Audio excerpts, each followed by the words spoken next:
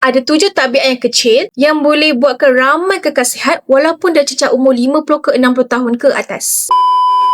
Yang pertama, mestilah kena kurangkan gula harian. Bukan stop manis, tapi pilihlah manis yang betul. Yang kedua, kena minum air yang cukup supaya hidrasi lagi bantu untuk sendi dan juga tenaga badan korang. Yang ketiga, jangan lupa makan ikut timing. Kalau boleh, elak skip makanan dan juga jangan berlebihan makanan pula. Yang keempat, kenalah bergerak setiap hari. Jalan kaki pun dah cukup. Yang kelima, sangat penting kena jaga kualiti tidur. Sebab apa tidur kena cukup? Supaya sel badan korang ni boleh pulih, boleh rehat dan sebagainya. Yang keenam, jaga pencernaan badan korang. Kalau pencernaan sihat, usus pun sihat dan badan korang pun tak ada masalah yang ada penyakit yang lain. Yang ketujuh adalah pilih bahan yang boleh sokong sel badan. Bukan hanya sekadar kenyang. Apa yang saya cakap 7 ni nampak je kecil, tapi kesan dia sangat besar untuk masa hadapan korang. And now, sekarang dah ramai gunakan, daripada guna gula, sekarang gunakan pemanis semula jadi yang zero kalori, zero karbohidrat dan juga zero sugar yang boleh bantu untuk kesihatan sel badan dari dalam. Jadi, jangan tunggu korang sakit baru cari solution yang lain. Tabiat kecil hari ini boleh tentukan kualiti hidup korang pada hari esok.